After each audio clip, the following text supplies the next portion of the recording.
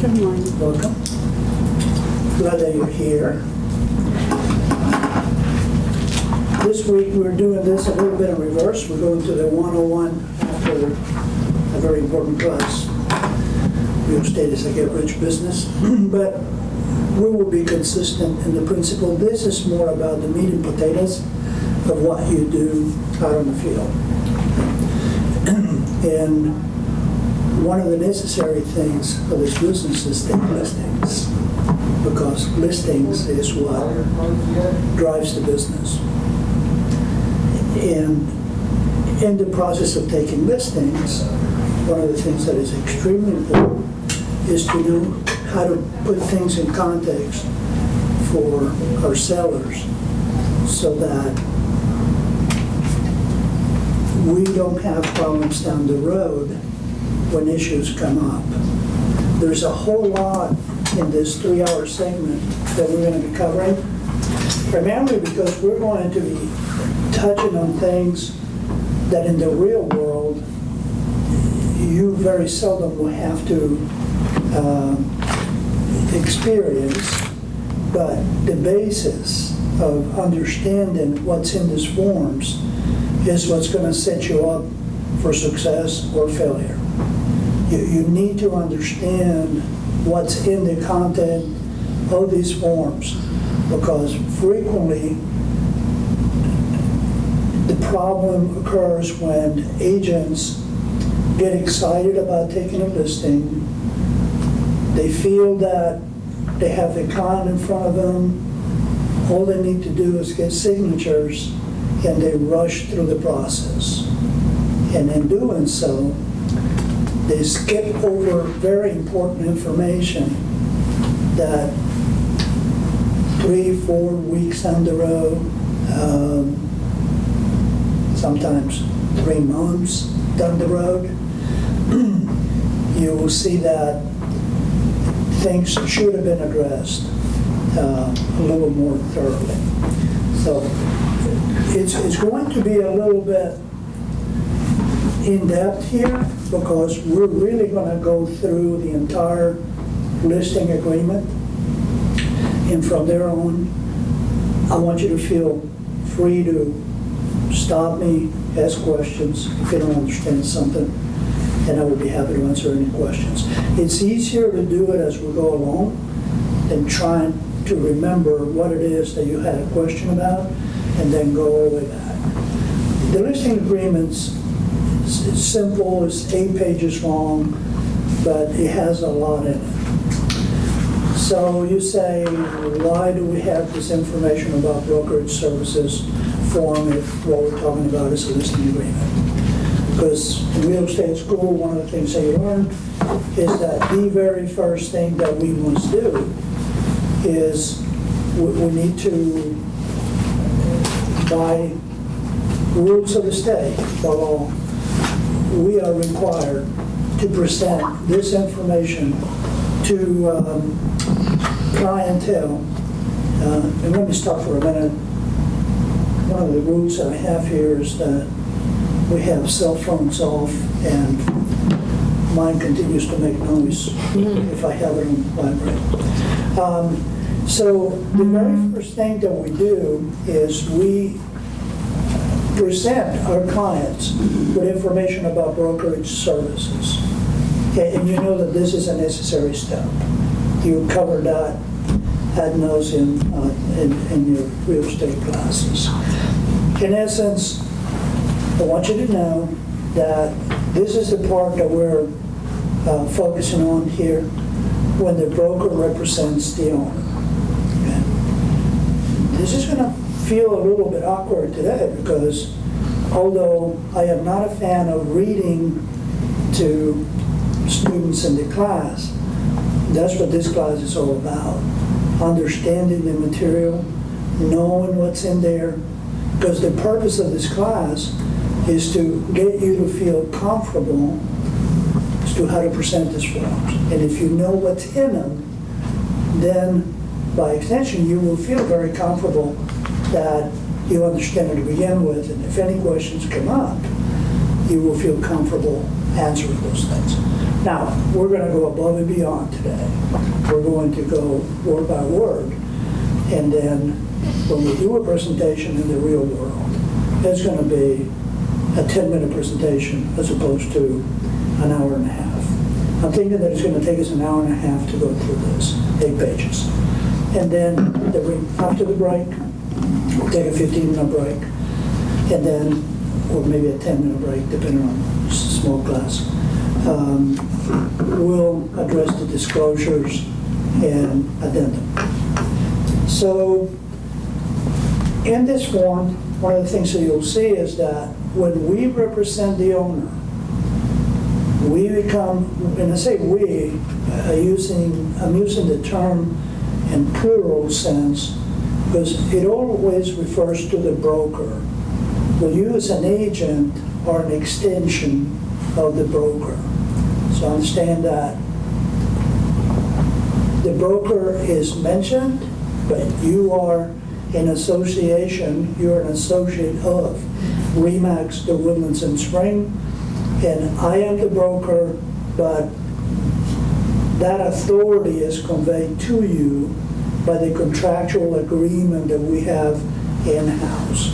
That independent contract agreement allows you to do certain things on behalf of the brokerage firm. So, the broker becomes the owner's agent by entering into an agreement with the owner, usually through a written listing agreement, or by agreeing to act as a sub-agent by accepting an offer of sub-agency from the listing broker. Now, do you understand sub-agent, what sub-agent is? No. No. Very well. Let me explain it in the simplest way that I can. In Texas, if we're not a representative of the buyer, we are indirectly representing the seller. So if you don't have a buyer's rep agreement with a client, you're indirectly representing the seller. Let's say that you have a client that may be interested in a property out there in the Woodlands or elsewhere, and they want to see it. And you have not gone to the extent of getting a buyer's rep agreement signed. When you go show that property, you are limited to the amount of information that you can give. You can share a certain amount of information, but the only thing that you owe that client as a customer, the person as a customer, is being truthful. You know, everything else, really, you're acting on behalf of the seller via sub-agency. So what that says is that if you're not representing the buyer, then you're representing the seller. And here, by this listing agreement that is shown on page 2, that is the written agreement that you and the seller would have. You cannot have an exclusive right to represent a seller unless you have one of these signed. You cannot go into the MLS and list a property without a duly executed listing agreement. Because if you don't have an exclusive listing agreement, then what is the alternative? An exclusive agency agreement, meaning that anybody can actually list this property, and whoever produces a buyer, then they can sell it. Here, with an exclusive right to sell, it gives you complete authority to list and do all the things that are enumerated in this contract on behalf of the seller. The very first thing that we do in a listing agreement is to list the parties. And this may seem like basic, but it is extremely important that you understand who are the parties who are entitled to put this property on the market. We list properties given a number of circumstances. Sometimes it's the result of just wanting to move up, move down, but there are extenuating circumstances in where the sellers are selling the property because they have to. Someone in the family has died, maybe there is a divorce, things like that. So it is important that you understand from the very beginning who are the parties who are entitled to engage you as a listing agent in an agreement. Particularly if you're speaking to one person and you suspect, because you have seen the tax record, that there is more than one person listed on the deed.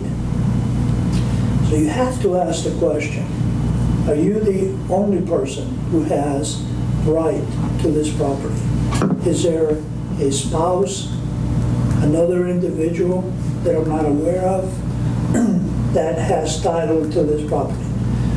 Because if they tell you yes, that means that that person has to be present, or you will have to make a separate presentation to obtain the signature of that individual. So at that point, once you determine that, you will list the individuals. And I assure you that as much as you think you know sometimes when you're going to go and talk to someone what their names are, I'll go the extra mile and ask them for a current valid Texas driver's license or another legal document that can actually give you a better understanding of what their legal name is. Because Bob may not necessarily be Bob, Pete may not be necessarily Pete. And so there's a variety of names, particularly when it comes to foreign nationals. They have multiple names. It is important that you list their names, because those names are the ones that if you ever get into a legal situation, you're going to have to show that you had access to their names. And the driver's license typically is what gives you that information. Raul? Yes. If they say that they are the only seller, the only person with an ownership interest, is there any way that we can independently verify that? The only way you can independently verify that is through a title search. And a title company can actually assist you with that process. Okay. In the process of discovery and the title commitment, the actual names of the individuals who have right to the property are listed. Would we normally do that, or do we, if somebody says, no, it's just me and my wife who own this property, We normally take them at their word. Okay. Yeah, we don't ask them to prove. Now, there are times, and I highly recommend, that if you learn that there is a divorce situation and one of the parties is not there for whatever reason, sometimes they will bring up the fact that in the divorce decree, it says that I have right to this property. At that point in time, I always stop and request that they produce the document or a copy of the document. Good morning, Alana. Good morning. I'm sorry I'm late. I've been working. I've been on the phone with the lender this morning. no So, problem. thank you. We're only on first page of the residential real estate listing agreement. Okay. At that point in time, I would stop and I asked them to produce a divorce decree that they mentioned. And if they don't have access to a copy, ask them to facilitate a copy. And don't hesitate to stop right there and then and ask them to show you where it says that they are actually entitled to dispose of this property. I have a question. If you, let's say go to do a listing presentation and you tell the person when I'm coming, please have everyone who's listed on the title there or something like that, and you show up and it's like just the wife. And she says, yeah, we want to list with you. Can you go ahead and do all the paperwork and put the husband's name and then have him sign later? And Okay. and then my follow-up question is, should you not put anything in the system until you get that second spouse's It's a very good question, signature? and it happens a lot. Frequently, the results of your experiences are going to be how proactive you are to prevent certain things from happening. And so you will make it part of your routine when you set your appointments to ask that question, who is on title on this property? And they will say, myself and my spouse.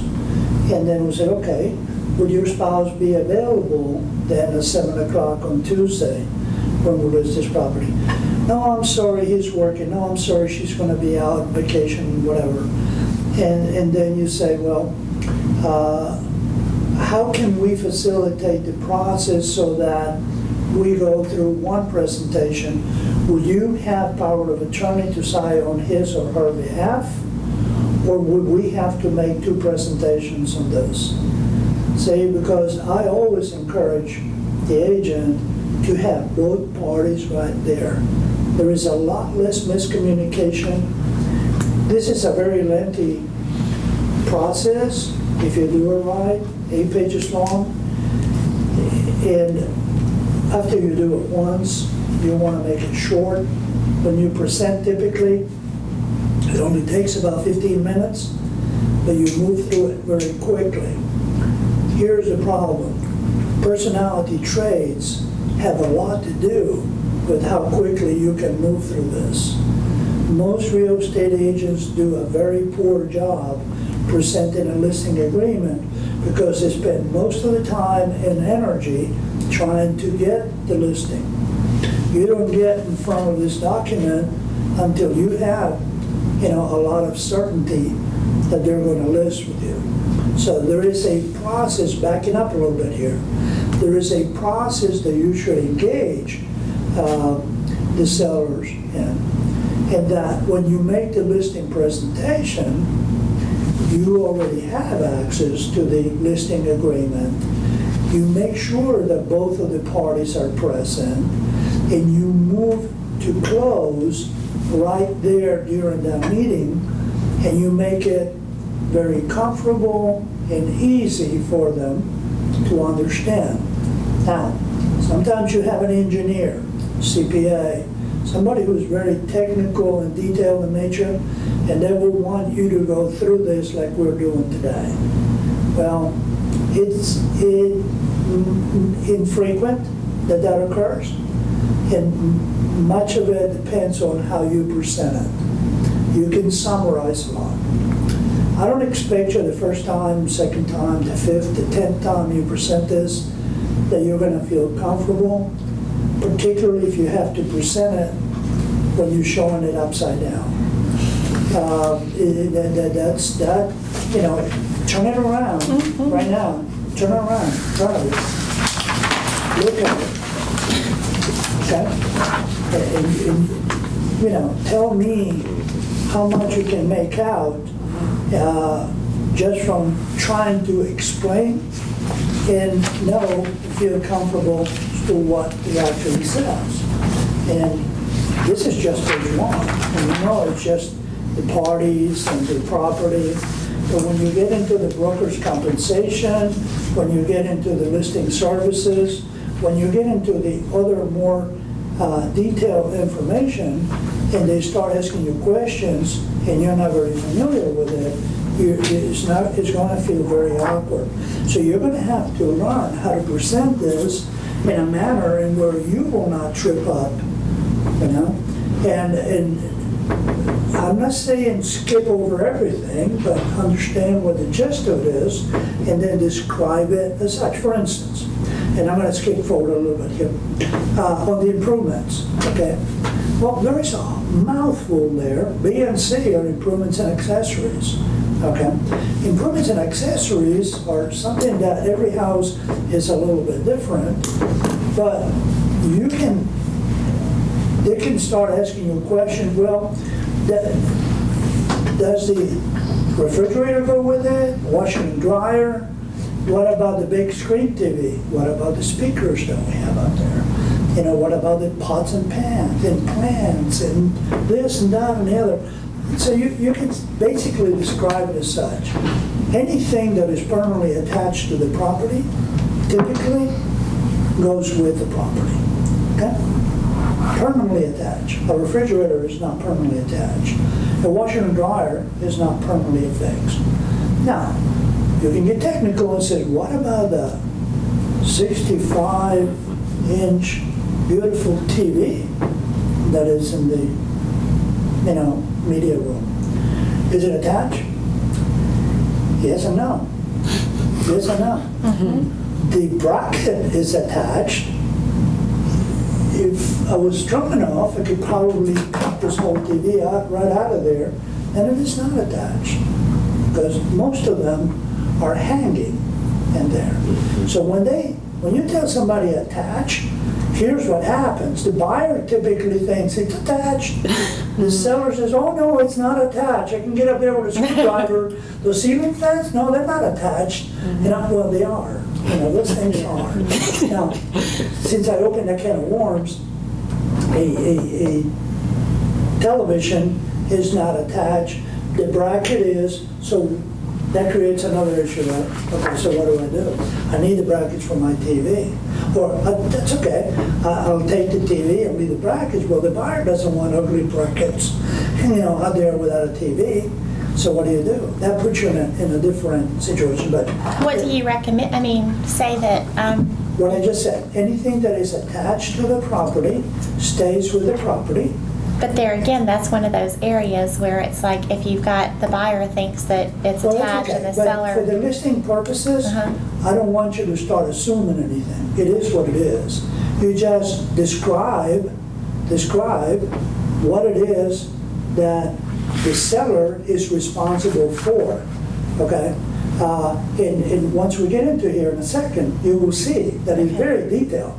There is very little room for error. Okay. Those rods that you have out there on the curtains, that you spend $800 on, do they go or they stay? Can you list that in the exclusions? No, we'll get to that in a second. We're jumping ahead, I guess. So let's go back to number 2 now, property.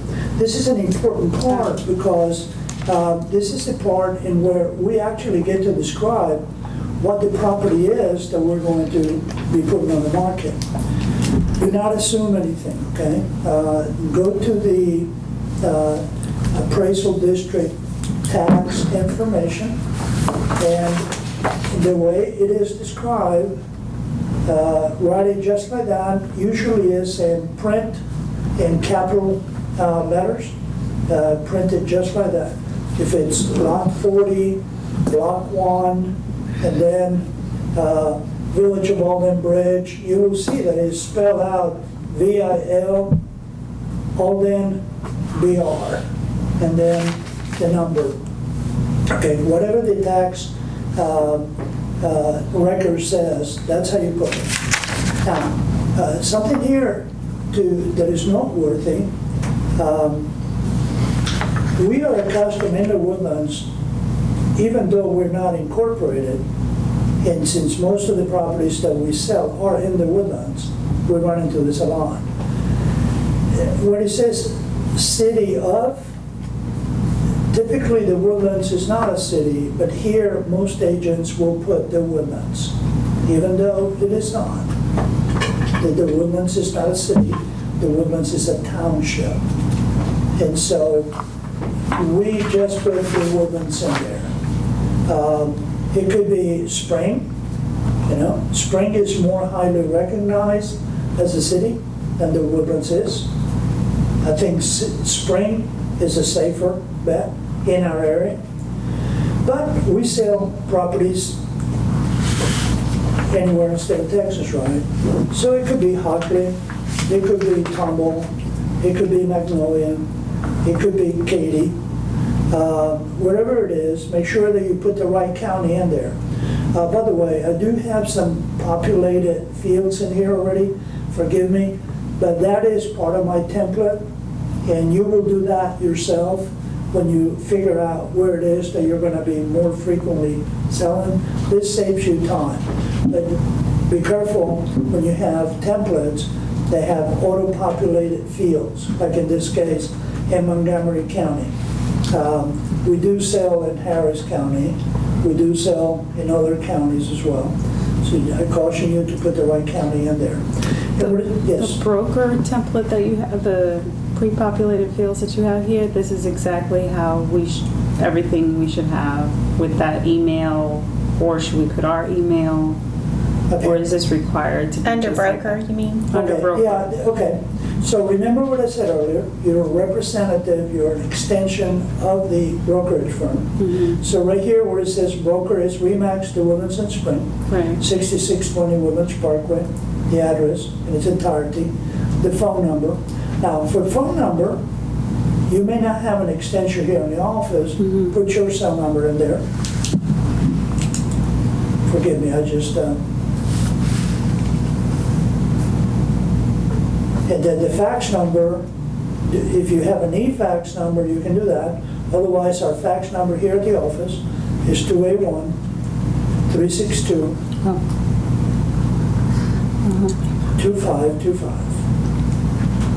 We shouldn't use personal fax. And that's what I have in there. That's your, okay. But you could, I think. But you can. If you had a personal Okay. fax. Yeah. And then the email address will be yours. Okay. Now, when you see broker up there on top, see it says Remax to Woodlands and Spring? You may put your name next to it.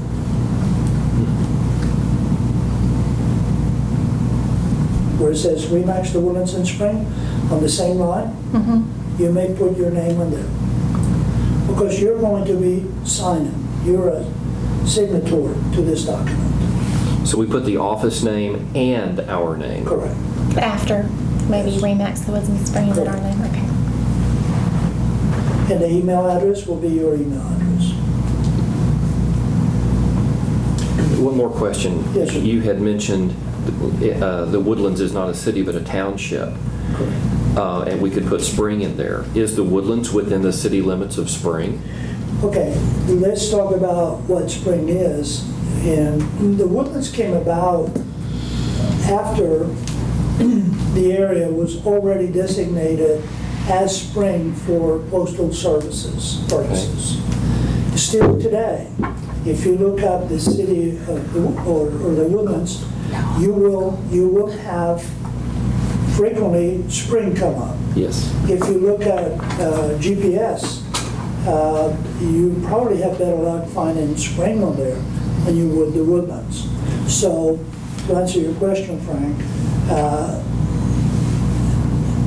Spring and the Woodlands are interchangeable. Spring is more recognized as Spring south of Spring Creek in Harris County than it is north of Spring Creek in Montgomery County. Okay. Although, if we are to get technical, there is an area just east of the Woodlands along I-45 that is not Oak Ridge North. It is between I-45 and the Woodlands. That is Spring, Oh, that is. legitimately Oh. Spring. Okay? And so that makes, if you don't know the area, understand that sometimes it's easier for people to understand Spring. If you live in the Woodlands and you put Spring, 77381, 77382, your mail will be delivered. Okay? But if you put the Woodlands and you are in Spring, it may not. There is an area in 77380 that is not the Woodlands. It runs west of I-45, roughly north of Spring Creek, up to Shenandoah, on the west side of the freeway, outside of the Woodlands Township. Roughly is from where the creek, when you cross the creek on the Montgomery side, on the west side of I-45, and it's a sliver of land along I-45 up to the Woodlands Mall. It stops right there. And how far in? Roughly a quarter of a mile. That's it. Yeah. One of our offices, Remax to Woodland Spring, where Mike Cedar is, that's in Spring. Now, it's very fashionable to call anything in that area the woodlands. Okay. I love that. Yeah. So I remember when the woodlands was a place north of Houston and south of Conroe. If you pay attention to the marketing to most builders in the Conroe area now, it's just 5 miles north of the woodlands. Yeah, I've seen that. Even So- though it's in Conroe. So where the Remax office previously was, because that's where I live, I could have walked there and we talked about that. When I bought my house 2 years ago, it was vague about where, because Shenandoah is right there. Spring, the woodlands, I mean, what am I? And they were like, because we haven't really been annexed by anything, they're like, well, you can kind of be whoever you want. And of course, you say it's fashionable to say the woodlands. So I love to say, oh, it's in the woodlands. But I get mail at my house addressed to Shenandoah, Spring, or the woodlands. And it's just Yeah, I think very Live in the random. corner of all three. I don't know where I'm in The good news- no man's the good land. news is the Postal Services has a good handle on that. It's just funny. When you go to the appraisal district's tax information, can I just pretty much stick to whatever they have? Will they have what city it's in, or no? Well, specifically, Specifically, this whole Spring, the woodlands, and also like legally, or if anything was to come up to happen, has any problems happened just because this little area is wrong? no. No. The appraisal district is notorious for inaccuracy. Inaccuracy. Oh, no. However, Comforting. probably the most reliable part of the appraisal district Is the is the legal information. Okay. Yeah. And if there are any doubts whatsoever as to where, remember, this is just a listing agreement, right? Right. It's not the contract. That's next week, 1 to 4. If there is any discrepancies on the legal description, the title commitment will reveal, because it has a survey in there, the actual legal description that it should be. So there is but for your purposes, just use the appraisal district information. That should get you to where you need to be. Right. So we just cover paragraph 2A. Now we're in B, and this is where it gets a little interesting. Let's talk about the improvements that you see under number 2, property. Property means the land, improvements, and accessories described below, except for any described exclusions. Okay, that leaves the door open for what? To modify something that is put in there, because you say, okay, everything is included except ceiling fans. Wait, they're attached. Yeah, but you're excluding them, you see? Everything is included except my grandmother's chandelier in the dining room, right? Can you do that? Yes, you're excluding it, all right? So let's go, improvements. First thing first, the house, all right? Hopefully it's attached. Garage and all of the fixtures and improvements attached to the above described real property, including, without limitation, the following permanently installed and built-in items. If any, then it gets to the nitty-gritty. All equipments and appliances, balances, screens, shutters, awnings, wall-to-wall carpeting, mirrors, ceiling fans, attic fans, mailboxes, television antennas, and satellite dish system, and equipment mounts and brackets for televisions. Do you see that right there? Mm-hmm. Mounts and brackets for televisions and speakers. Okay, so what about those beautiful Bose speakers that are hanging from the ceiling? Are they included? No. All right? When you look as a buyer of this beautiful house with a beautiful background music playing in there, and you see in the description that it says surround sound system, and you go in there and your experience is the 5.1 Bose. It's just soothing and relaxing. As a buyer, what do you think? Yeah, I think it would be there. Come with it. Yeah. Right? As a seller, heck no. No. I'm taking those. I paid $2,100. Even the speakers that are like that, they have the ones that are exact, okay. Those are built in. Yeah, Okay. So when we're looking at this, what's on the screen, mounts and brackets for televisions and speakers. Talking about the mounts and the brackets. Okay. Progressing here. Heated and air conditioning units, security and fire detection equipment. You know what I mean, security and fire detection equipment? It means cameras. It means smoke detectors. It means very few homes in the area have sprinkler systems built into homes. So, you know what I'm talking about? Like you see in the restaurants, a little Oh, yeah. three-prong thing that is hanging off the ceiling. Like in hotel Fire rooms. code does not require it here. But fire alarms are.